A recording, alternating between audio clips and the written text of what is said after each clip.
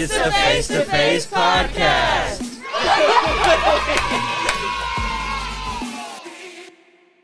Welcome back to the Face to Face Podcast. I'm your host, Louis Abraham, and today we're joined by three wonderful guests. If you'd like to state your names, please. Sytaria. Jared. Dave. Now, you all might remember Dave from an episode we did on the podcast a few years ago. We interviewed Dave about his experiences just as a musician, as a teacher, and as a person. And today we're going to be kind of building off of that just a little bit and getting a little bit of catch up. You know, maybe recapping some things we talked about, talking about some new things as well. Just kind of going over the motions. So let's get into it.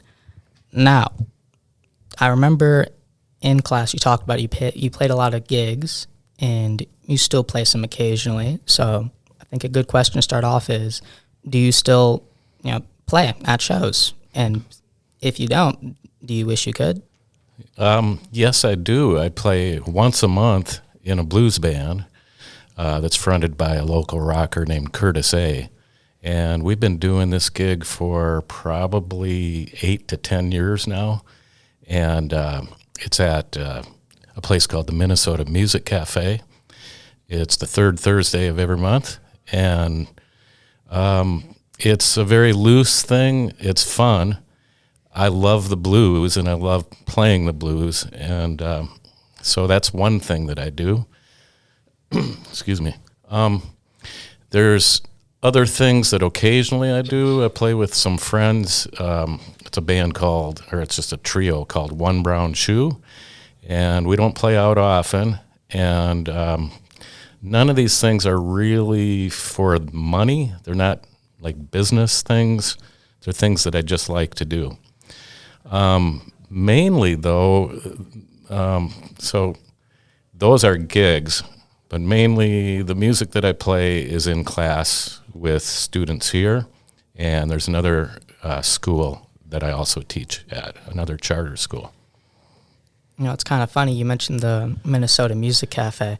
Me and Jared stopped by there on our way home, and there's been a couple times we'll joke about, like, going in there and trying to get him to let us play for money or something. Huh. Maybe someday you will. Maybe. I wouldn't mind it. Yeah, heck yeah. Do it. Okay, let's talk more about schooling then, since you brought that up. Let's start off with here, just because, this is our podcast. How long have you been teaching at Face to Face? Now, I remember you talked about it in the last episode, but I think it'd be nice to give our viewers just kind of an update. I started here in 2017, so it's been 8 years. Dang, 8 years? 8 years. A long time. That is a long time. Although, a lot of the teachers have been here for 15, almost 20 years. I think Darius is coming, and he's not a teacher, but I think he's coming up on 25 or so. So anyways, for me, it's been 8 years. Speaking of Darius, how did y'all meet? My partner, Karen, used to be the director of the face-to-face clinic, which is upstairs and next door. And she knew Jennifer and Darius from many years ago. I think it was like at least 20 years ago. And Darius actually reached out to her, knowing that Karen knew a lot of musicians. He reached out to her and asked if she knew anybody that could teach guitar. The Face-to-Face Academy had about 10 guitars from a previous program, and that guitar teaching program did not last. And when I got here and I looked at all the guitars, they were all falling apart. And so what I did is I got rid of them. However, there is one still hanging up in this room, and we use it for a slide guitar because the strings are too high. It's not usable for anything else. But so what I did is I started replacing all the guitars and buying other instruments. But my partner, Karen, was the main person who got us connected. So there was a music program here before you? Apparently there was. I don't know much about it, except there were these books that, these guitar instruction books that I didn't think were very useful. And so they might still be here in a box somewhere. But I think it was a guitar teaching, like somebody was trying to teach guitar. So it wasn't music, it was just like specifically guitar? Yeah, from my understanding. I didn't see any evidence. I honestly don't know much about it. That might be something we gotta look into, because I didn't know that. Yeah, me either. I definitely didn't, because I haven't even been here for long enough to be at the start of this music program, let alone before you. Right. I think maybe the person just didn't have success with it, let's just say. I don't know who that person was, but apparently it just wasn't successful. So they were looking for somebody to restart the music up. And I took it in a different direction. I took it away from just learning how to play guitar to students playing together and creating together, where being proficient at one instrument is not as important as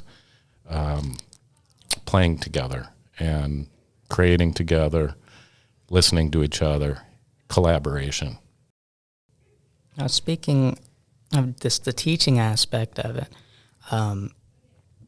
what's your technique for teaching people how to play instruments? Like if a student comes in and they say, I want to learn drums, and they're really into it and that's all they play, what would be how would you go about getting them to the level they want to be at?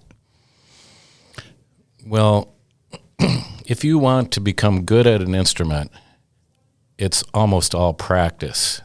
And you can learn online now. You don't need to have a class with other people. You don't even need to have an individual teacher. That said, I think it's really more helpful to have an individual teacher. I'm not really an expert with any of the instruments. We have bass, we have guitar, we have drums. I'm only probably really an expert at guitar, 6-string guitar. But if somebody wants to get better on anything, what I recommend, and I can make recommendations because I'm self-taught, but I also know how other people teach and how other people learn. So I could send people to to websites, instructional websites, if they want to get better. But what we do here is in the face-to-face class, music class, I take students where at whatever ability that they are at, I find a way to help them play with the other students. So no matter what your abilities, I kind of have an ability to make up parts so that we can all play together. And I think that's the strength of the music program or the music class, is that no matter what, if you're just beginning to play something, you can play with somebody that's really good, and I can figure out a part for you to play. So we make up simple songs, but I also, let's say somebody is a really accomplished drummer, I can also suggest something new for them to do. So to take them maybe to a slightly higher level of skill. Would you say that comes with experience, or did you kind of have that innate ability? That's a good question. I did grow up with music around me. I think it's a little bit of both. During many parts or times of my life, I was obsessed with, for example, learning how to play banjo.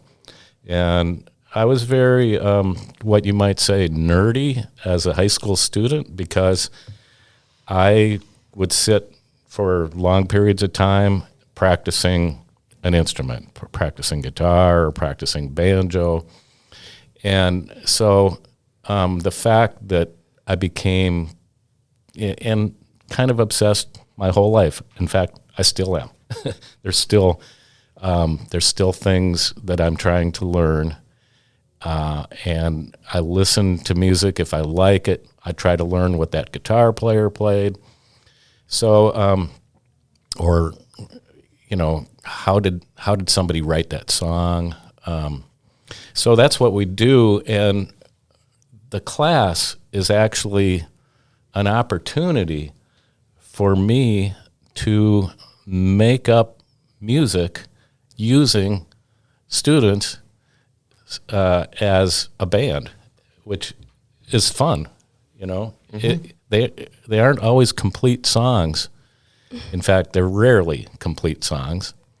But you all are sort of enriching my music experience too when I teach you, because I'm hearing something in my head, and that might be the skill that you're talking about. I do hear things in my head.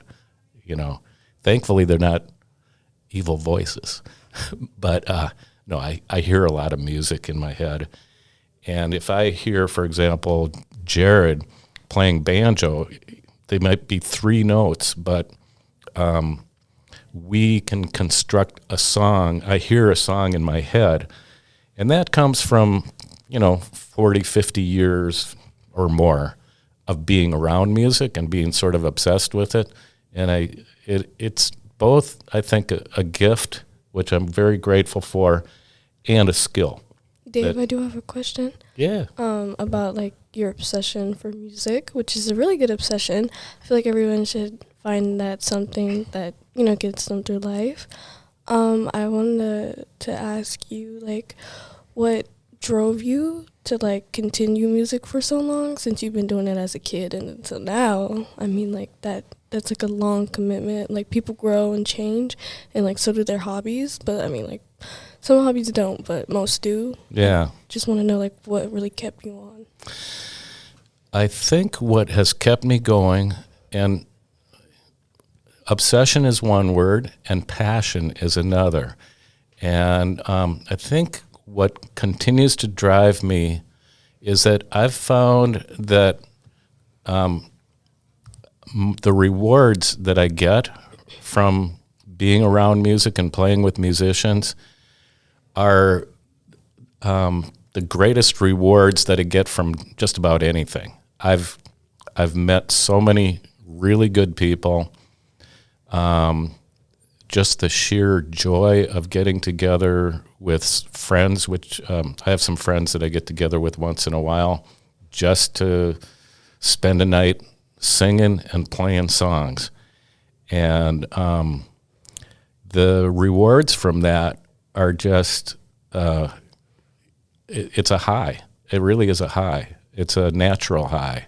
And as far as my career, I had, since there's a club in Minneapolis called First Avenue, and we used to play that. This is back in the 90s.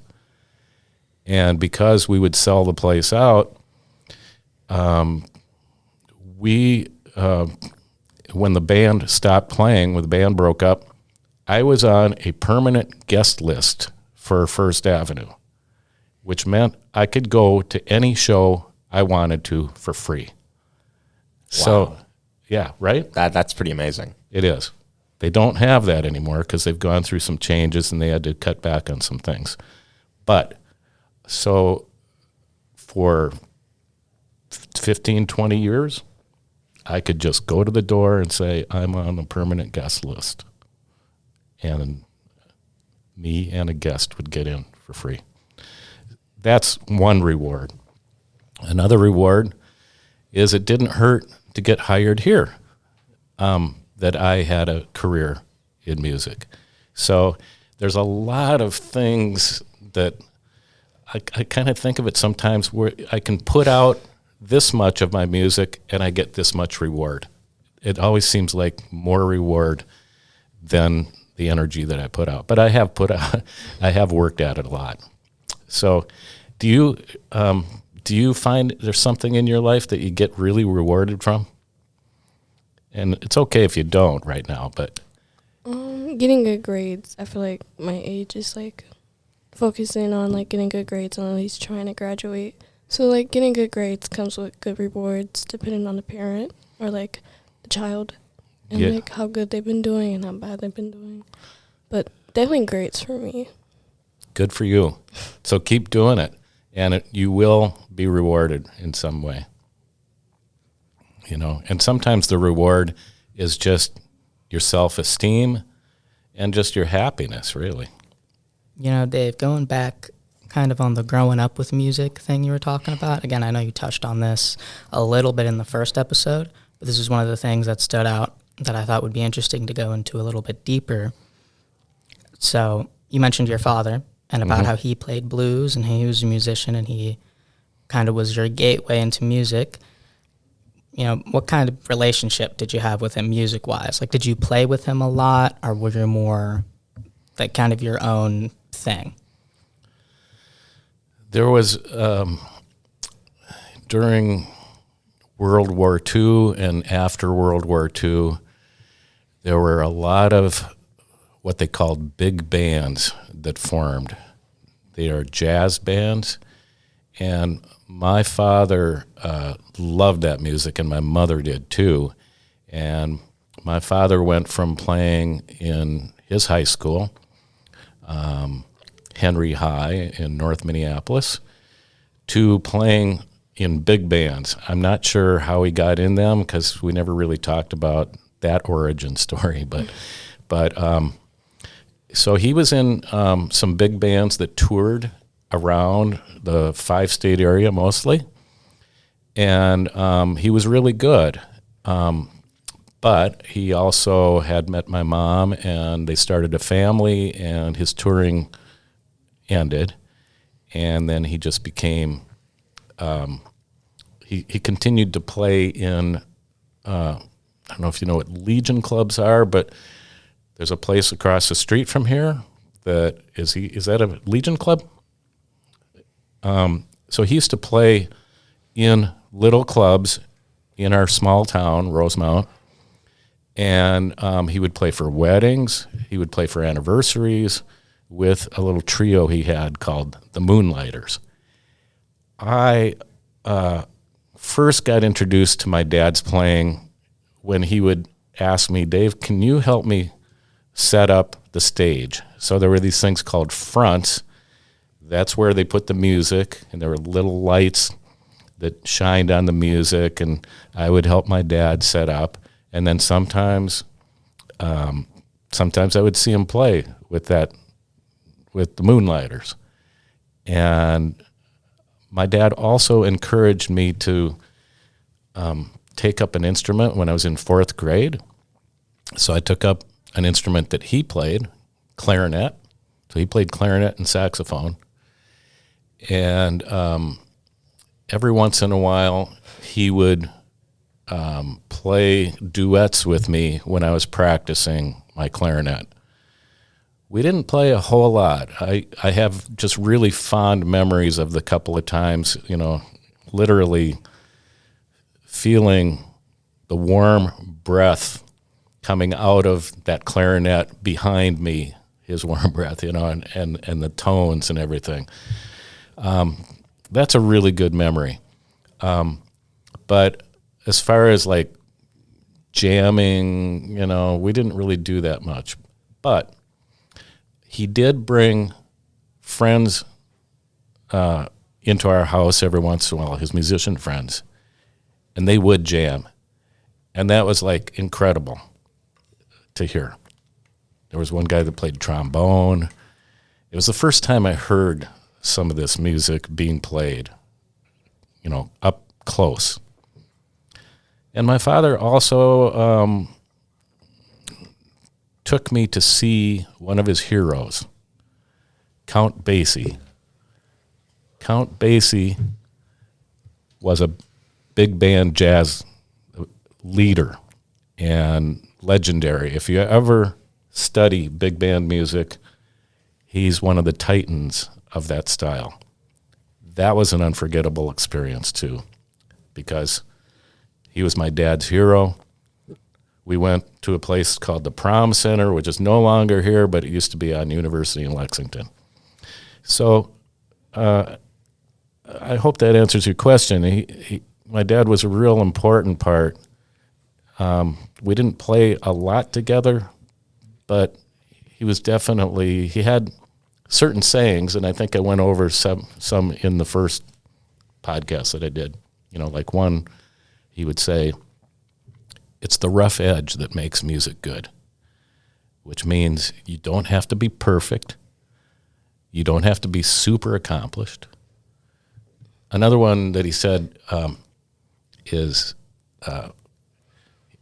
he'd say if he heard somebody playing too flashy, he'd say, that guy's playing like he gets paid by the note, which to this day, almost every musician I know admires people that use tasteful playing as opposed to just showing off how they can shred.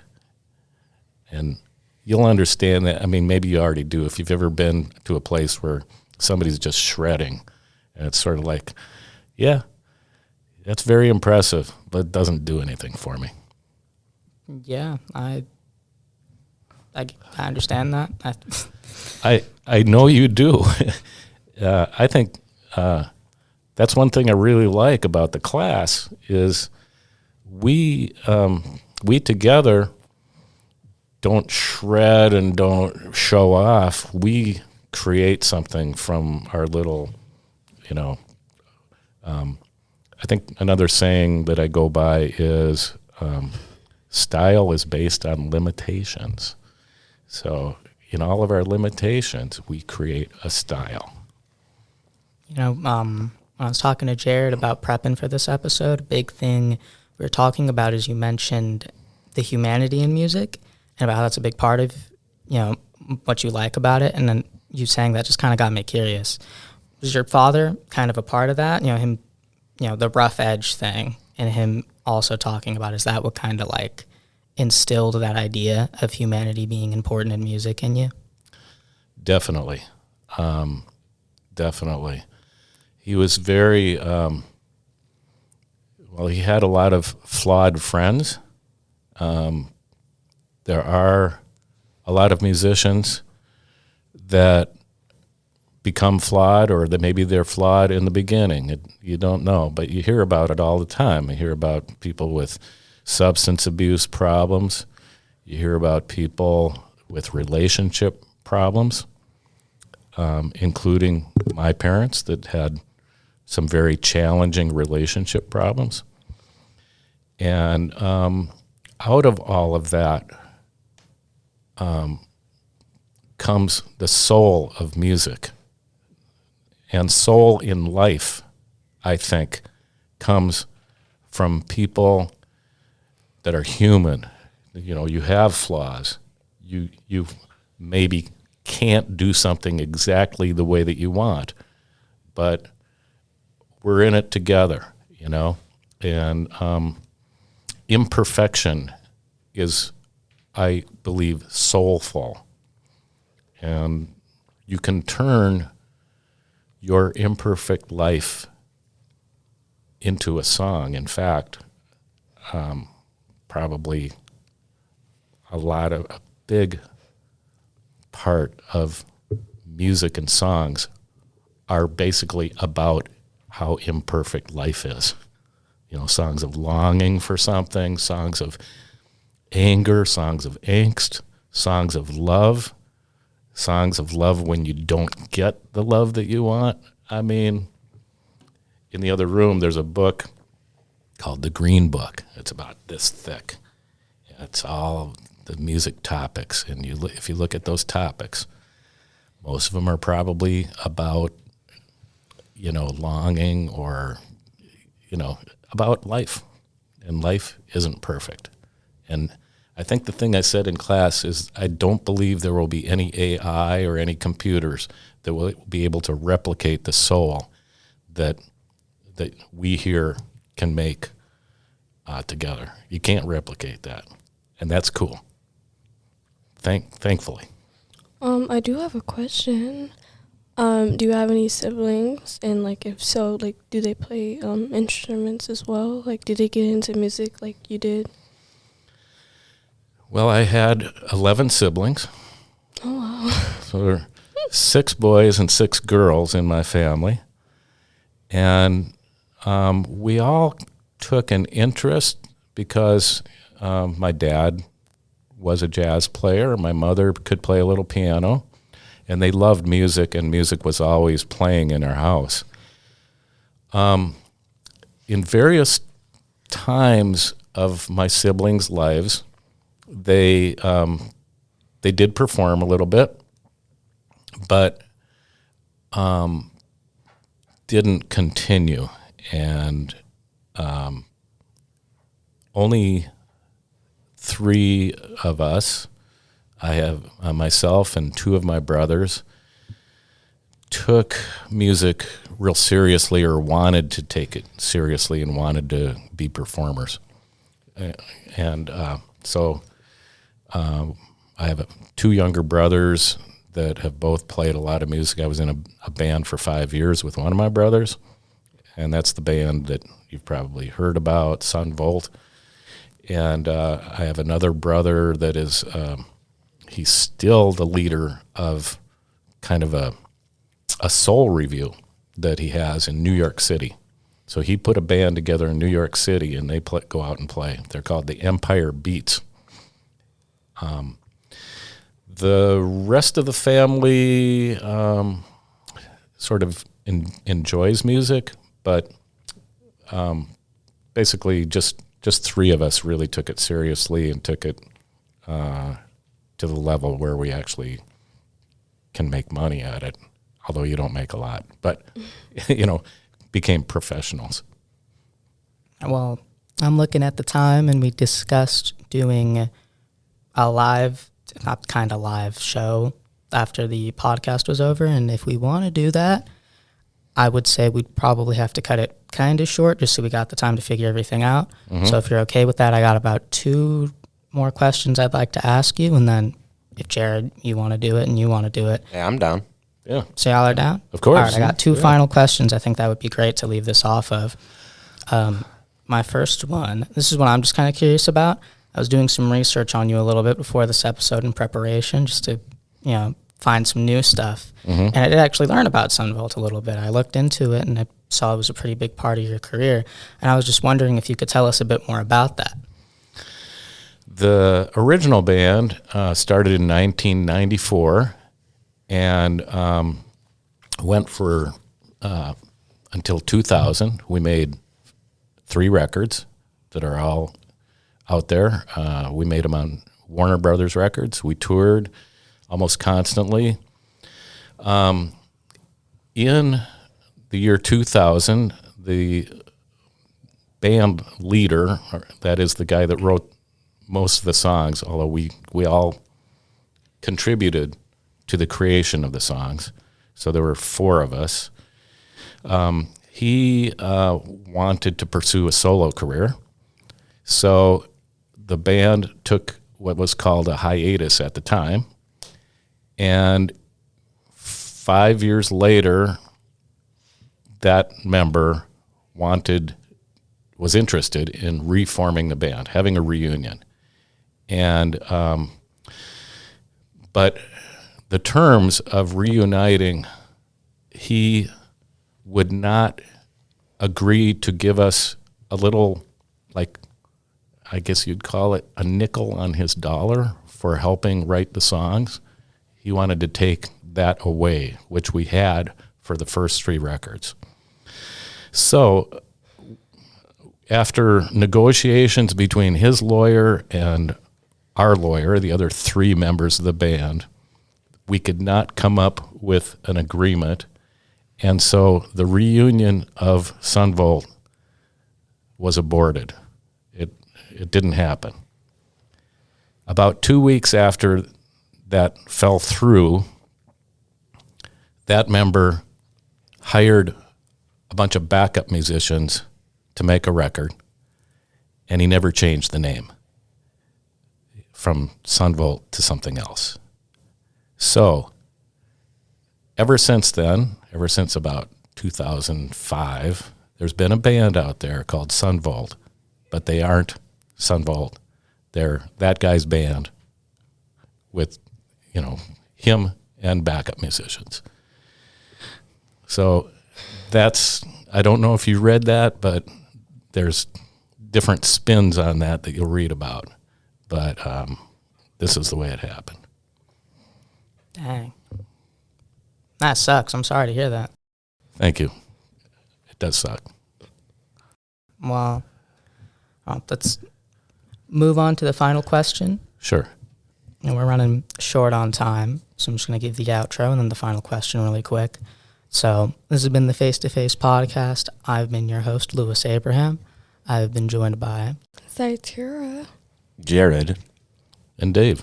And we have one final question for Dave before we say goodbye. How do you want to be remembered? Not just as a teacher, but as an artist. That's a tough one. I think as someone who contributed to people enjoying music and knowing somebody had integrity that was making that music, and that the music fed their soul.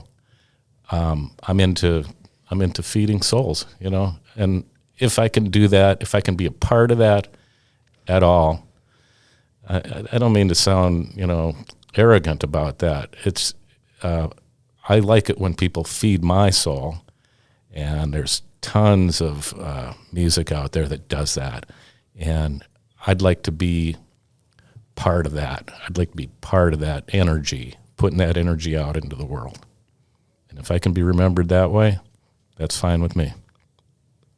All right. I think that's a great answer. Thank you. Not what I was expecting, but that's kind of the point. So, all right. Good. Well, y'all ready to do the thing with the instruments? Sure. Oh, yeah. Yeah, all right. I want to thank you. Great interview, Louis. Great. Thank you. Yeah. I appreciate the compliment. and aren't we all in his class? Like, we all took his class before? Yeah, because I think you were in my second quarter I did it. Mm-hmm. And then Jared is in it now. Yeah. So what are we going to do? I don't know. Good question. Okay. How about we do something like what we do in class? Jared, you pick up the banjo.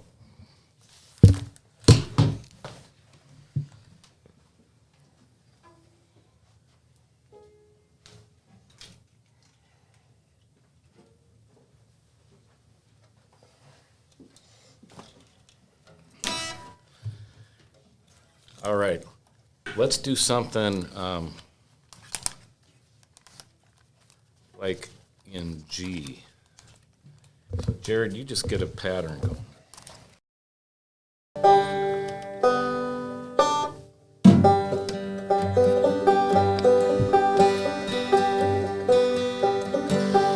And Louis, you and me, we'll just do 1, 2, 3, 4, 5, 6, 7, then go to C. Yeah. No. And then back to G. Never heard it.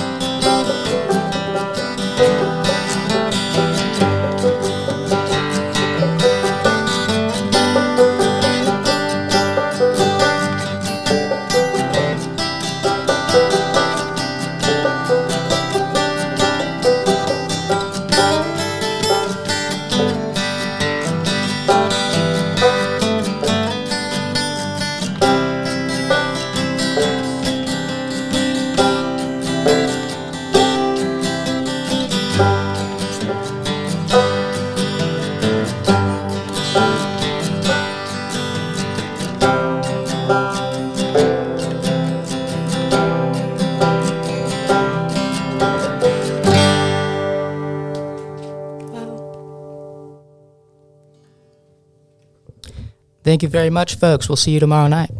Woo! And Anton, you better keep that woo in there, because